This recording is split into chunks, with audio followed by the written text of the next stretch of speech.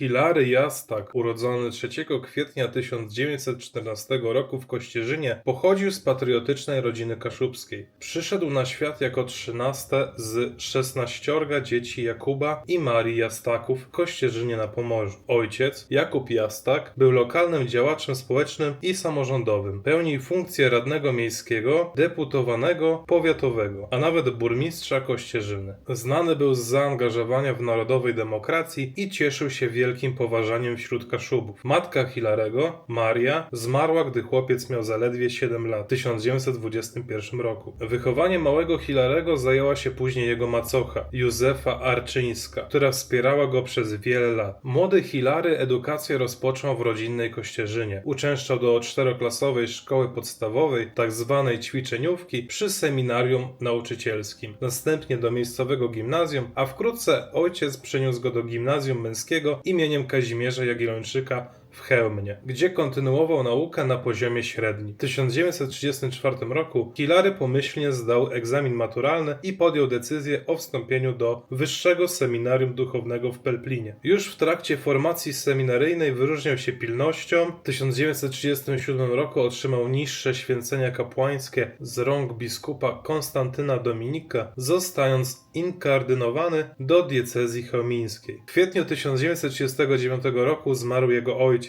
nie doczekawszy kapłańskiej nominacji syna. Przed wybuchem II wojny światowej Hilary Jastak miał już ukończonych 5 lat studiów seminaryjnych i był na progu kapłaństwa. Dalszą drogę do kapłaństwa przerwał dramatycznie wybuch II wojny światowej. We wrześniu 1939 roku niemiecki okupant zajął seminarium w Pelplinie. Budynek zamieniono na areszt, wielu wykładowców uwięziono, a część z nich zamordowano. Nasz bohater uniknął aresztowania tylko dlatego, że tuż przed zajęciem Pelplina pojechał tam odebrać swoje dokumenty i w porę zdołał uciec. W obliczu wojny dołączył do wycofujących się na południe oddziałów Wojska Polskiego i znalazł schronienie u sióstr zakonnych w miejscowości Chyliczki pod Piasecznym. Wkrótce jednak, zgodnie z rozporządzeniami okupanta, powrócił do rodzinnej Kościerzyny. Tam dowiedział się, że figuruje na niemieckiej liście osób przeznaczonych do eksterminacji. Ostrzegł go o tym dawny nauczyciel muzyki. Hilary nie zastosował się do nakazu rejestracji u władz okupacyjnych i w ten sposób ocalił życie. Przez pewien czas ukrywał się w rodzinnym gospodarstwie, ale ostatecznie wraz z macochą i bratem został wysiedlony z Kościerzyny i trafili na Podlasie, do miejscowości Rudnik, a stamtąd Hilary ponownie schronił się w Chyliczkach. Przebywając w ukryciu, Jastak nie porzucił powołania. Dzięki pomocy poznanego w Chyliczkach księdza Wincentego Babula, byłego zesłańca syberyjskiego, dokończył formację kapłańską. Jako ogrodnik u sióstr Plateranek, kontynuując 6. rok studiów w Metropolitarnym Seminarium Duchownym w Warszawie. Święcenia kapłańskie przyjął potajemnie w okupowanej Warszawie 7 czerwca 1941 roku z rąk arcybiskupa Stanisława Gala. Wkrótce rozpoczął posługę jako wikariusz w różnych parafiach generalnego gubernatorstwa. Posługiwał kolejno m.in. w Lubani nad Pilicą, Józefowie koło Otwocka, Kamieńczyku nad Bugiem, a od 1943 roku w Goszczynie koło Grójca. W warunkach okupacji młody kapłan aktywnie włączył się w działalność konspiracyjną. Na wcześniejszych placówkach zetknął się z organizacją katolicką Krzyż i Miecz księdza Jana Ziei, zaś w Goszczynie został kapelanem miejscowego 6.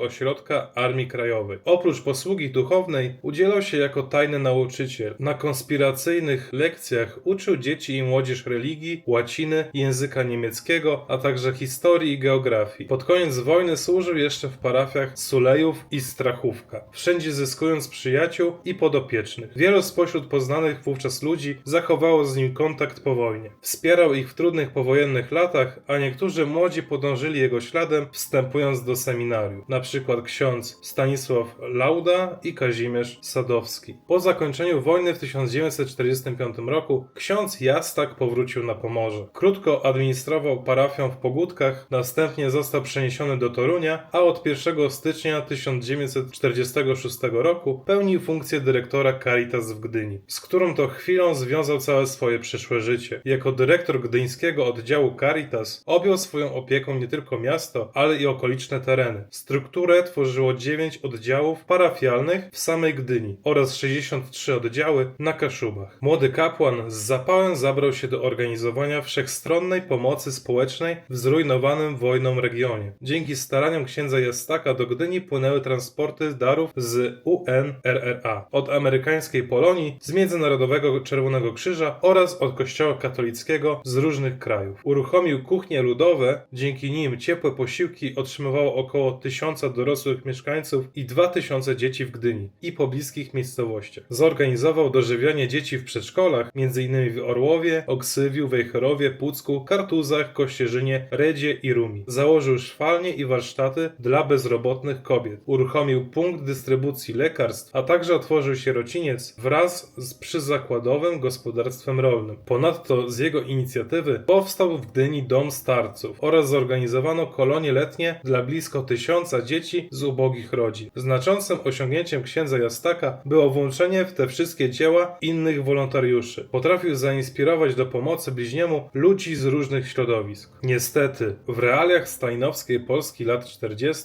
Kościół katolicki postrzegany był przez reżim jako zagrożenie, a księża z definicji uchodzili za wrogów ludu. Ksiądz Jastak, wierny zasadom prawdy, godności i wolności, od początku otwarcie stawał w obronie pokrzywdzonych, co nie uszło uwadze aparatu bezpieczeństwa. Był nieustannie nękany wezwaniami na przesłuchania, groźbami i kontrolami skarbowymi. Komuniści wykorzystywali te prawa, by uprzykrzyć mu życie. Ksiądz Hilary mimo szykan pozostał wierny ludziom i ideałom. Działalność księdza Jastaka jako dyrektora Caritas stała się solą w oku władzy, która w końcu przystąpiła do otwartej rozprawy z niewygodnym kapłanem. Pod koniec lat 40. nasilono nagonkę na Caritas. W efekcie biskup chełmiński, chcąc ochronić księdza, postanowił przenieść go na inne stanowisko. 1 stycznia 1949 roku ksiądz Hilary Jastak został mianowany proboszczem nowo utworzonej parafii Najświętszego Serca Pana Jezusa w Gdyni, początkowo dysponującej jedynie skromną kaplicą zbudowaną w 1929 roku. Niestety nawet ta zmiana nie przerwała represji. Prowadzenie dynamicznej parafii w tamtych czasach oznaczało dalsze zmaganie się z władzą. Ksiądz prałat wciąż wzywany był na przesłuchania, dręczony kontrolami skarbowymi, wymierzono mu kolejne domiary podatkowe, a komornicy rekwirowali parafialne mienie. W lutym 1950 roku aresztowano księdza Jastaka i osadzono na ponad 2 miesiące w więzieniu w Gdańsku. Wraz z nim zatrzymana została nawet jego macocha. Komuniści nie cofali się przed represjami wobec bliskich duchownego. Skonfiskowano też cały skromny dobytek księdza. Mimo więzienia, gróźb i szantaży, Hilary Jastak pozostał niezłomny. Doświadczenia te utwierdziły go jedynie w przekonaniu o niesprawiedliwości systemu i konieczności walki o podstawowe wartości. Po wyjściu na wolność ksiądz Jastak skupił się na realizacji wielkiego marzenia – budowy nowego kościoła parafialnego i już w 1952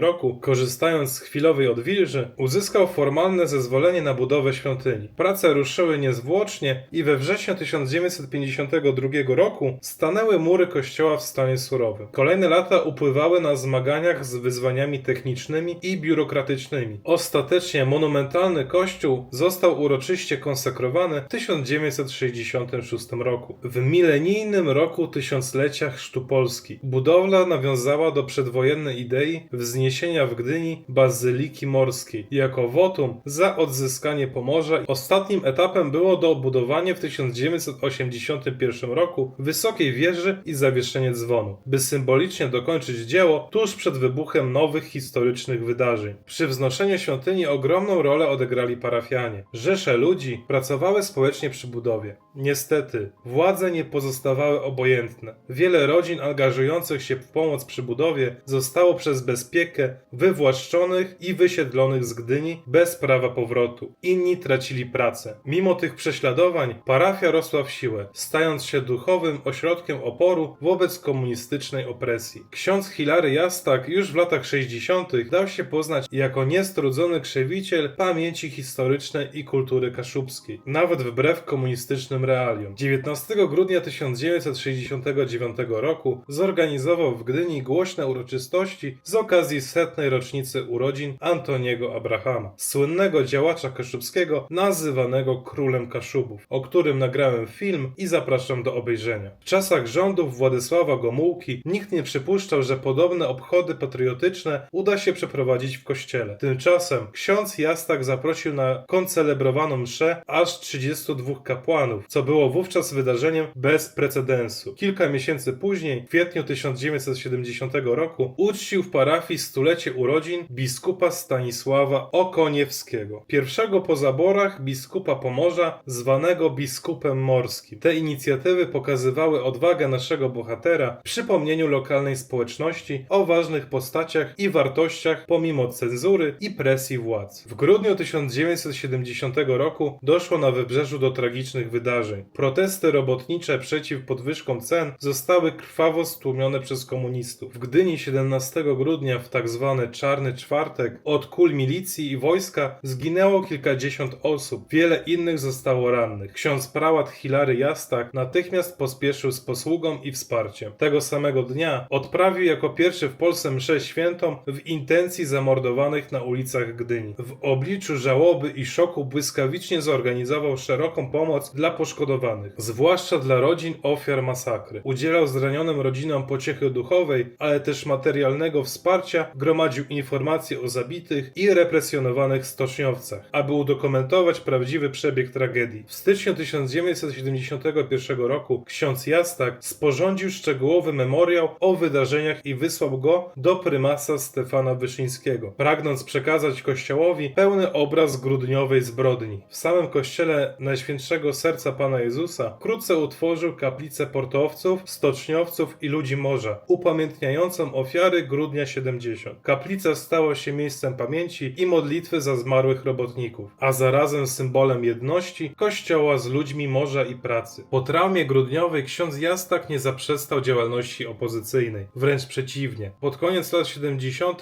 aktywnie wspierał rodzącą się opozycję demokratyczną. Utrzymywał ścisły kontakt z działaczami antykomunistycznymi Trójmiasta. Mieszkanie księdza na plebanii przy ulicy Armii Krajowej stało się miejscem konspiracyjnych spotkań studenckich komitetów Solidarności oraz Ruchu Młodej Polski. Służba Bezpieczeństwa uważnie obserwowała każdy jego ruch. Władze PRL znienawidziły księdza Jastaka za bezkompromisową postawę. Starano się go złamać wymyślnymi represjami. Wszczynano przeciw niemu postępowania karno-skarbowe, nakładano kary administracyjne i prowadzono nieustanną inwigilację. Jednak efekt był odwrotny od zamierzonego. Szykany jeszcze bardziej umocniły w nim nieprzejednaną postawę, która dodawała odwagi innym, zwłaszcza młodym opozycjonistom. Powszechnie znane było jego wsparcie dla wolnych związków zawodowych Wybrzeża, prekursorskiej organizacji, z której wywiodła się później Solidarność. Kiedy w sierpniu 1980 roku wybuchły strajki na Wybrzeżu, ksiądz Hilary Jastak znów stanął po stronie robotników. 16 sierpnia 1980 roku delegacja strajkujących stoczniowców z Gdyni poprosiła go o odprawienie mszy świętej na terenie stoczni imieniem Komuny Paryskiej, dzisiejsza Stocznia Gdynia. Prośba ta była bezprecedensowa. Dotąd w komunistycznej Polsce nie odprawiano nabożeństw na terenie państwowych zakładów pracy, a władze wywierały presję na duchownych, by nie wspierali strajków. Ksiądz Jastak jednak bez wahania wyraził zgodę, uznając, że jako kapłan nie może odmówić robotnikom posługi religijnej. Kapłan Kościoła katolickiego takiej posługi odmówić nie może, stwierdził, rozwiewając obawy strajkujących. 17 sierpnia 1980 roku odprawił historyczną mszę polową w stoczni. Stając przy prowizorycznym ołtarzu otoczonym przez tłum robotników, była to pierwsza msza święta odprawiona w socjalistycznym zakładzie pracy w okresie PRL. Homilia wygłoszona przez księdza Jastaka nadała strajkowi głęboki sens moralny. Podniosła go do rangi walki o wolność i godność człowieka. Kapelan jednoznacznie poparł postulaty robotników i umocnił ich w przekonaniu o słuszności żądań, dodając odwagi w trwaniu przy strajku. Uczestnicy tamtych wydarzeń po latach wspominali, że ta msza i słowa księdza Jastaka odmieniły oblicze strajku, dawały protestującym siłę i poczucie, że wspiera ich także Kościół. Tego samego samego dnia ksiądz Jastak odprawił również drugą mszę o godzinie 13 w porcie gdyńskim, modląc się za poległych w grudniu 70 oraz w intencji obecnie strajkujących. W obu nabożeństwach łącznie uczestniczyło około 12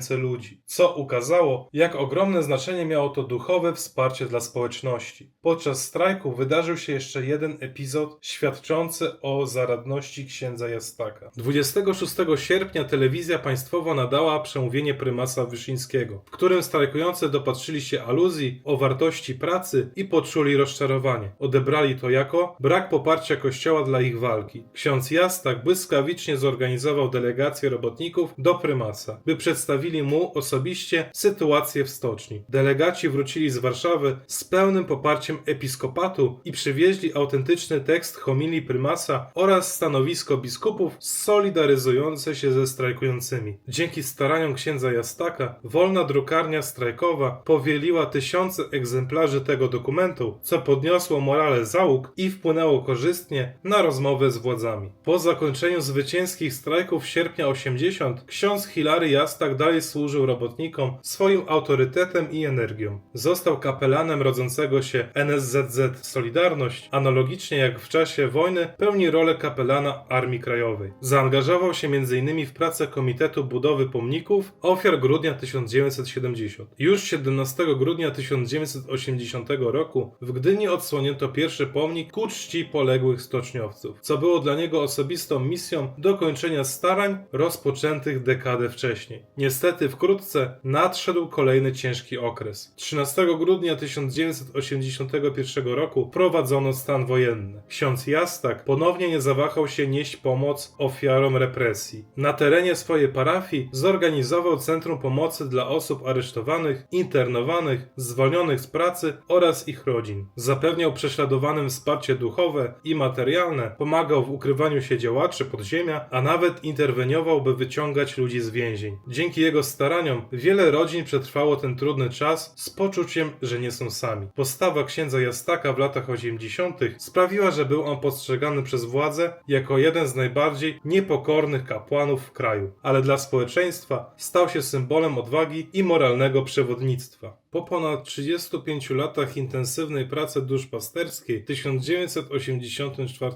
roku ksiądz Hilary Jastak przeszedł na emeryturę i formalnie przestał pełnić funkcję proboszcza. Miał wówczas 70 lat, jednak emerytura nie oznaczała dla niego bierności. Jak wspominali parafianie, jego dom wciąż pozostawał otwarty dla wszystkich potrzebujących czy poszukujących rozmowy. Nadal wspierał rozmaite inicjatywy społeczne i kościelne w Gdyni. W 1991 roku uroczyście obchodził złoty jubileusz 50-lecie kapłaństwa, które zbiegło się ze znaczącym uhonorowaniem jego osoby. W tym właśnie roku przyznano mu tytuł honorowego obywatela Gdyni, co było wyrazem wdzięczności miasta za wieloletnią posługę. Ówczesny prezydent Gdyni, Wojciech Szczurek, powiedział o nim, że jest legendą Gdyni już za życia. Tak mocno zapisał się w historii miasta swoją działalnością. Hilary Jastak pozostał zawsze dumnym Kaszubą i orędownikiem Kaszubszczyzny. Podkreślał swoje korzenie etniczne i chętnie propagował historię oraz zwyczaje Kaszubów. W swoim skromnym mieszkaniu urządził nawet małe muzeum regionalne, gromadząc pamiątki i eksponaty związane z kulturą kaszubską. Po latach przekazał te zbiory siostrom urszulankom, by służyły edukacji młodych pokoleń. Często powtarzał starą kaszubską maksymę: nie ma kaszeb bez Polonii, a bez kaszeb Płelści, podkreślając nierozerwalny związek swojej małej ojczyzny Rzeczypospolitą. Jego życiowym mottem stało się hasło „My trzymamy z Bogiem”, zaczerpnięte z poematu Hieronima Derdowskiego, które ksiądz prałat uczynił niemal zawołaniem bojowym w trudnych chwilach. Nierzadko podpisywał listy z pełnym dumnym dopiskiem: syn ziemi kaszubskiej, prześladowany przez hitlerowców i nękany przez komunistów. Tym samym przypominał o doświadczeniach swojego życia dając świadectwo niezłomności. W okresie transformacji ustrojowej lat 90.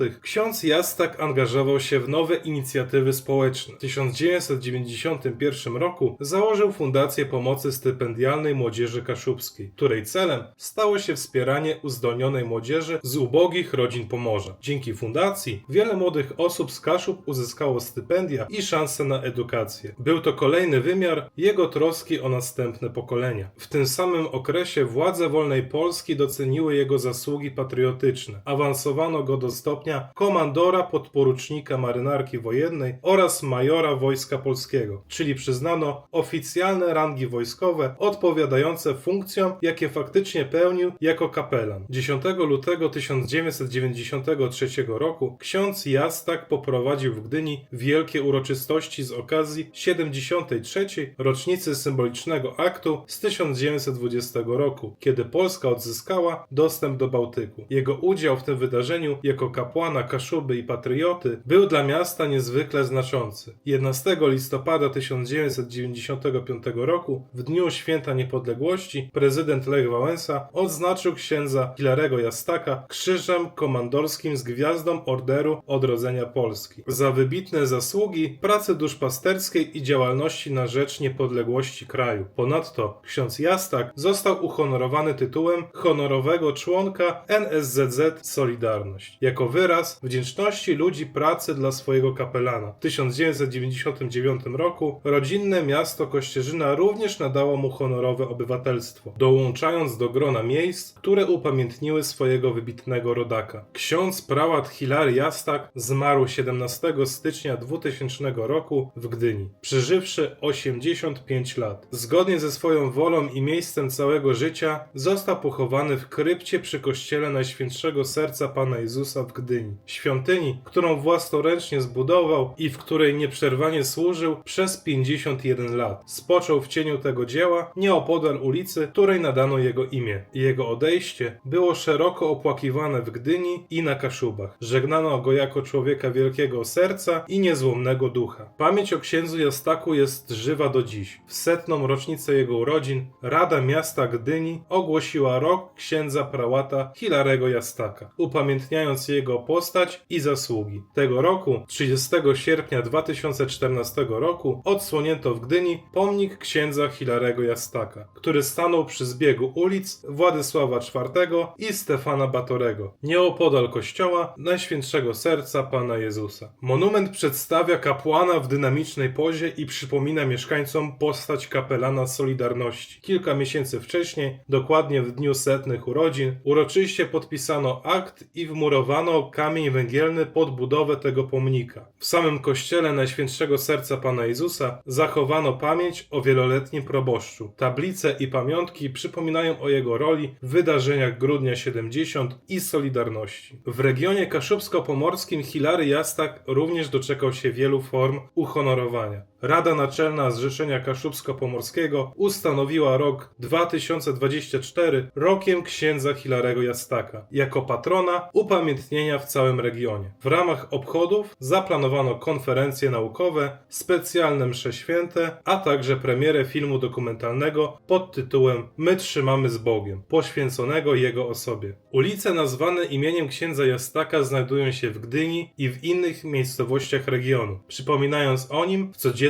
życiu mieszkańców. Jego dziedzictwo kontynuuje też założona przez niego Fundacja Pomocy Stypendialnej, wspierająca uzdolnioną młodzież, i jej działalność jest żywym pomnikiem idei niesienia pomocy bliźnim, którą ksiądz Jastak wyznawał przez całe życie. Pośmiertnie państwo polskie uhonorowało księdza Hilarego Jastaka Krzyżem Wolności i Solidarności. Odznaczenie to zostało mu nadane w 2022 roku. Wcześniej otrzymał także liczne medale kościelne i kombatanckie, świadczące o szacunku, jakim darzyli go zarówno wierni, jak i dawni żołnierze Armii Krajowej. Jego imię nosi jedna z sal pamięci w Muzeum Solidarności, a w lokalnej prasie czasie co roku ukazują się wspomnienia o niezłomnym kapelanie. Hilary Jastak zapisał się w historii jako kapłan zawsze blisko ludzi, odważnie stający w obronie słabszych. Nigdy nie wahał się głośno nazywać dobra i zła po imieniu, a równocześnie był wyrozumiały dla ludzkich słabości i pełen serdeczności. Pamiętał imiona i twarze wszystkich, którzy towarzyszyli mu przez lata. Zawsze stał po stronie pokrzywdzonych, cierpiących i potrzebujących wsparcia. Potrafił walczyć o ludzi, interweniował, by wyciągnąć niesprawiedliwie więzionych, organizował opiekę dla rodzin represjonowanych, jednoczył mieszkańców Gdyni wokół wspólnych celów. W ostatnich latach życia często powtarzał młodym: ja dziś pomogłem tobie, teraz ty idź i pomóż innym, zachęcając do przekazywania dobra dalej. Jego dewiza "Wspólnota bez trwałych wartości nie może istnieć" oraz słynne hasło "My trzymamy z Bogiem" stały się testamentem duchowym, który pozostawił społeczności. Dziś postać księdza prałata Hilarego Jastaka jest symbolem niezłomności i służby bliźniemu. Gdynia i Kaszuby pamiętają, jak wiele mu zawdzięczają. Kapłan Gdyni, kapelan Solidarności, król Kaszubów pozostaje wzorem odwagi, wiary i jedności dla współczesnych pokoleń. Jego życie pokazuje, jak budować wspólnotę opartą na trwałych wartościach i wzajemnej pomocy, nawet w najtrudniejszych czasach.